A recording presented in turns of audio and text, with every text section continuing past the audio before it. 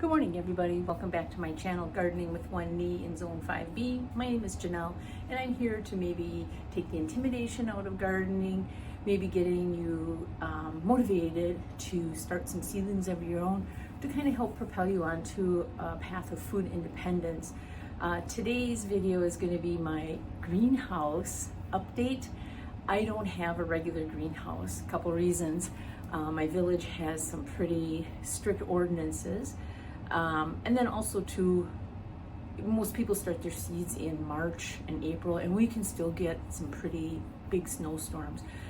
I remember not that long ago, April 24th, I think we had 6 or 8 inches dumped on us. All the weight of that snow would be too much of a strain for these portable little greenhouses. Plus the daytime temp doesn't really get that warm yet. We had a couple days where it was like in the low 50s, but then it freezes again at night. So that's why everything gets started here in the house. I just did a video a couple days ago about building up a grow rack like this. And today I'm just gonna kind of show you what I've got going, what kind of grew quicker than others, what things might have had some fails. Not everything is perfect here at my house either. Just like that. Fan fell. Oh yeah, I just picked up that little fan that fell. And I'm gonna show you what I do. When my plants get about, I don't know, an inch or so, I put these portable little rechargeable fans on them. These are so versatile because you can move them, change the angles. They have different speeds. They even have a light. I think these are maybe made for camping, but I use them here in my little nursery. I have 4 on the charger right now. So up here I have mustard greens and cabbage, and they're doing pretty good. I'm pretty happy with that. Good thing they're labeled because these plants almost look identical, right? So I just thought I'd point that out. My peppers, I planted them a little earlier this year because I left a post-it note on my calendar to start the peppers earlier this year. And they're really taking off. They're actually to the point where they're gonna need to get transplanted probably this coming weekend. So I'm just gonna show you a couple of them. These are the peppers that I have going so far. Kind of nice. I planted some green peppers, poblano peppers, jalapeno peppers, cayenne peppers, Ozark Giant. I think there's a chili pepper in there. Of course, like the California Wonder, the green pepper. Did I say that already? So anyway, that's what those are. On this shelf here, I've got some tomatoes. And remember how I sprout my tomato seeds? I sprout them in little baggies, and then I plant only the viable seeds and tell them to do their best. So this is just some of the tomatoes. I've got quite a few tomatoes. They're going to be good in these cells here probably for another 3 weeks, I would say, and then I'll probably transplant them into like a plastic cup. So that's that. I do have one tray here where I had some empty cells because my lawn keeper seeds didn't all sprout. So I transplanted my marshmallow plants in here just to fill up the tray. So not all our tomatoes. This one here, he's a little bit of a sleeper, but he's growing. So these guys are on their way. These have actually gotten really big since they went into these cells. So we've got that. Down here, I have 2 bins of ranunculus, and I did a video.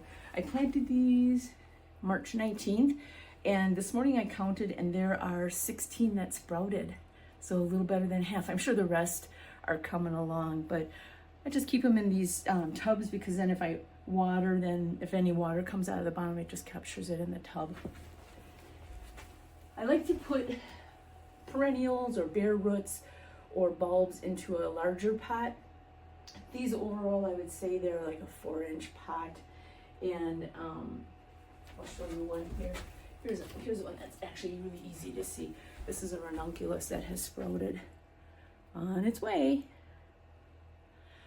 So there's that.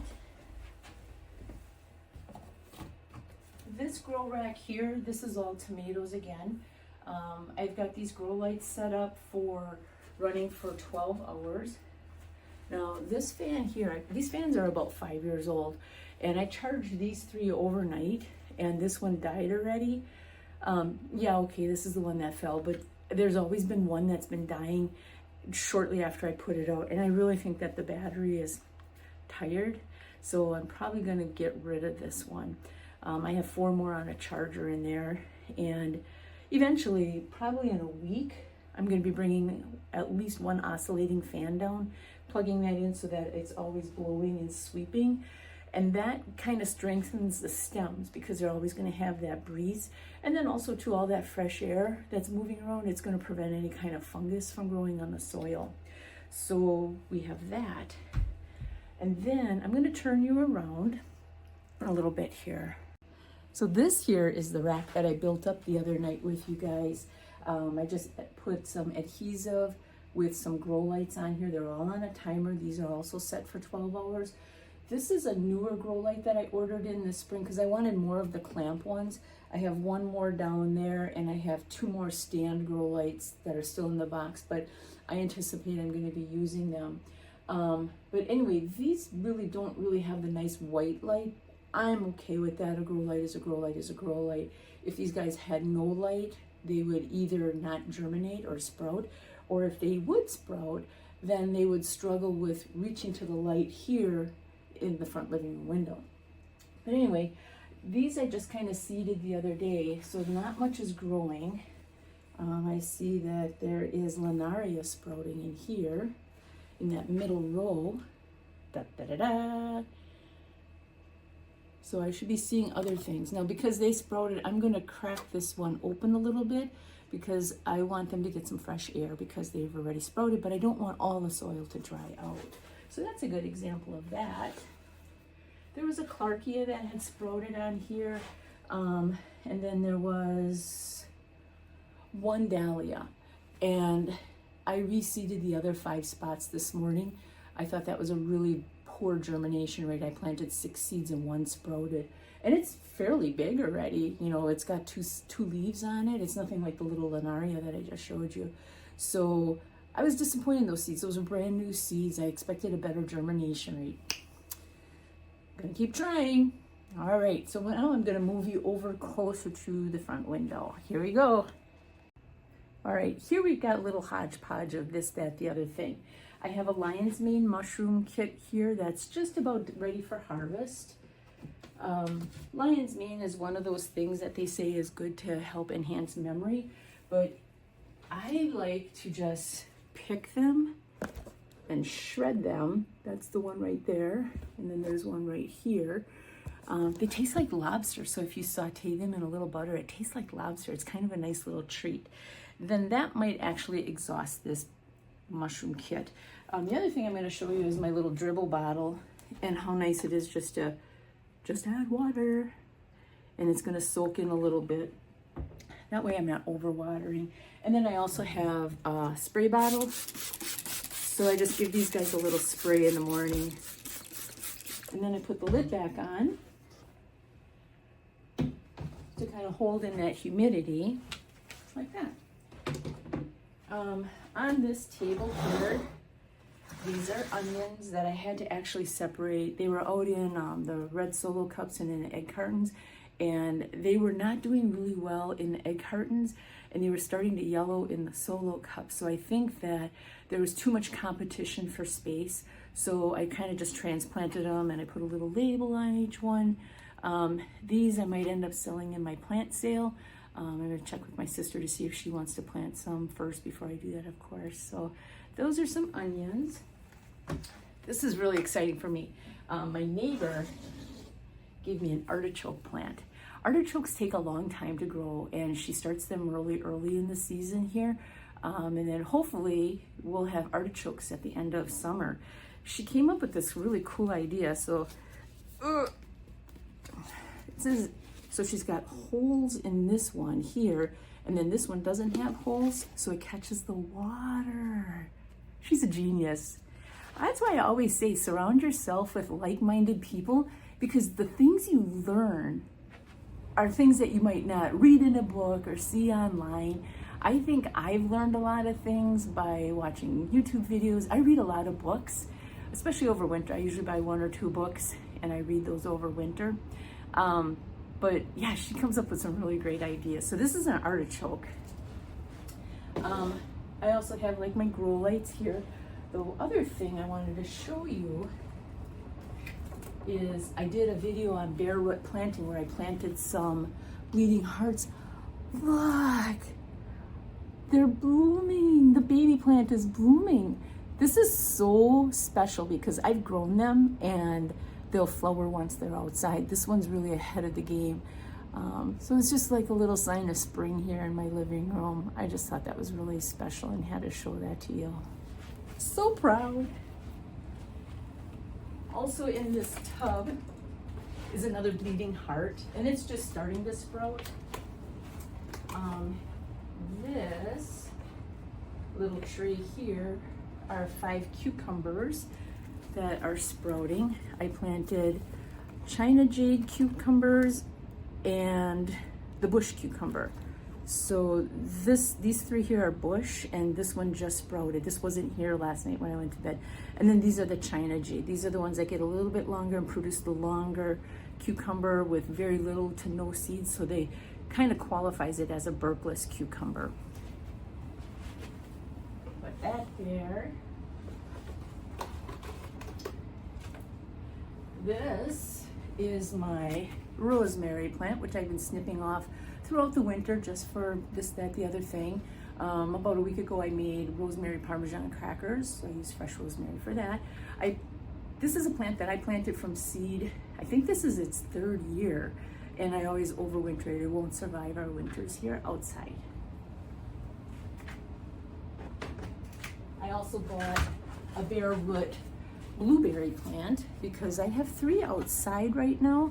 But we did have a spell where we were sub-zero, I think for, gosh, was it 5 days? Was it 7 days? It was a long snap. It just wasn't one of these fluky, just for a night or 2. It was intense because it was sub-zero overnight, sub-zero during the day. And sometimes that causes winter kill and plants don't survive. So I bought a 2nd or 4th blueberry. This is number 4. In case something out there didn't make it.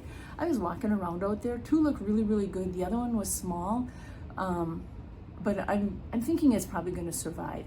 And blueberries like to be planted with at least a partner. So if you just want one blueberry plant, it's probably not going to thrive as nicely and produce as nicely. So they say to plant them, with a partner. So my family out there is growing from 3 to 4. So that's a blueberry plant. And it's actually got some little buds here on top now. So I think it's kind of too soon for it to produce any like real blueberries, but we'll see what happens. This here tub are ginger plants, and ginger takes a long time to grow also. These plants are a little bit yellow, and I think it's because the soil is starting to get nutrient deprived. Meaning that it probably needs some nitrogen. Ginger likes warm and humid climates, so I can grow them outside during the summer, and then when I lift my nubs, I usually break off a couple of chunks and pot them in the ground for overwinter. So I only have 3 left, and I think I started with 8 or 9, but I made fire cider, I made ginger syrup, I made orange chicken, which uses fresh ginger, so it's being used. So anyway, we'll put this back.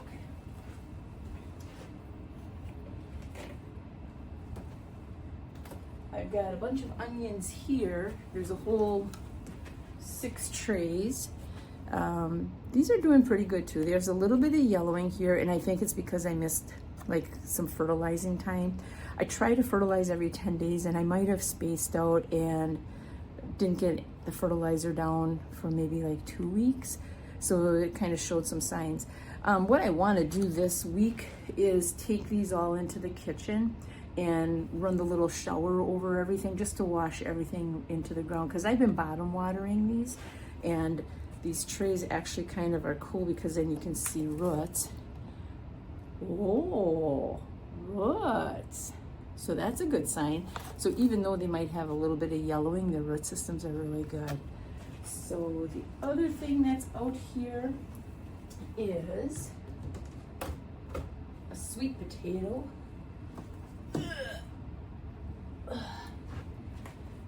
So I got one to sprout off of the plant. Well, actually there's two, and it almost looks like there might be a third. With sweet potatoes, if you never tried, they need warm and sunlight to do this. Last year I tried doing it in my back hallway, not nearly enough sunlight, and that area is kind of a little bit cooler, so they didn't do anything. I had two trays like this, but the other tray, I was checking on it, it had no root development, and they were kind of getting moldy on the other side, so I put it on the compost bin. But my goal was just to maybe have one or two sweet potato plants. I like sweet potatoes roasted. And I think I'm gonna get that. So I'm gonna leave these guys here. So if you ever try this method, these went into the ground February 2nd, and this is where we are. So don't give up on it. This is a solid 2 months that it took for it to get to this point. I have two more in the kitchen on the windowsill in a glass jar now.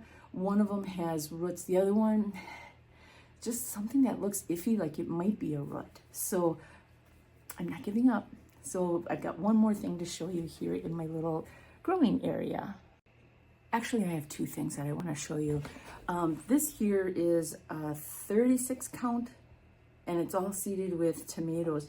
And I wanted to show you, now these plants here, they're small and they're a little fragile, and I don't have like a real watering can. I don't want one because I just use my little dribble bottle like this, and this is all I really do.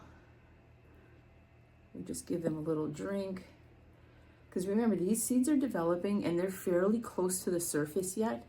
But once their second set of leaves shows up, then I start watering them from the bottom to kind of get the roots to go downward for the moisture so that they develop a little bit better. So I just wanted to show you the little dribble bottle in action. So I'm winding down my little garden tour here with you. This here is a grow bag, and it has 2 potatoes. When I was down in my basement in February getting some potatoes, the 2 smallest ones were really starting to sprout. So I brought them upstairs, and I went out in the garage and I got one of my grow bags, brought it in the house, and I let it thaw for a couple days, and then I planted the potatoes. I planted those, it says February 10th.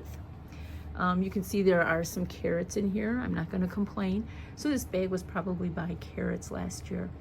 Somebody in my comments told me that when the potatoes get to be a certain height, go ahead and top them off, meaning cut off the tops, and then that's going to draw the energy from the plant back down to the potatoes. Now, if that works, that's something I've never done before. If that works, I'm going to be doing that outside as well. So I thought that was a cool tip. We'll keep you posted. And then over here are the last of the bleeding hearts. And you can see like this one here is doing super. These 2 are kind of struggling. And this one here, I took out and I kind of looked at it this week and I thought maybe it was diseased or something. It's not. It's coming along. It's just going to take longer. And it's very possible that that root might have been super dry in the bag and it's just taking a little bit longer for it to hydrate and sprout up. So there you have it. There's bleeding hearts, potatoes and carrots. And then this is kind of what the rest of my living room looks like right now. So we've got the ranunculus here in the tubs. We've got a rack of tomatoes, and I just have them on boxes to keep them closer to the lights. When they get older, I will put them on something lower, but they really need to be close to the lights at this height, and then they won't get as scraggly. And then over here we've got cabbage, mustard greens, peppers, some more tomatoes. Down here, that middle one, I believe is kohlarabi, and then there's some flowers there. You know, we've got our little plants here in the living window, and then we've got this last rack right here. So I hope this video was informative. I always say nothing here is perfect, and I always encourage people to keep trying. I mean, not everything grows here either. I take a lot of times I have seeds that don't germinate, and I take those empty spots and I put something else in them. So don't give up. And there you have it. That's my system. Hope you enjoyed this video. Please like, follow, share, subscribe, tell all your friends. and we will get together in the next video, which I think is going to be freeze-drying chili, if any of you are interested. Talk to you later. Have a great day. Bye.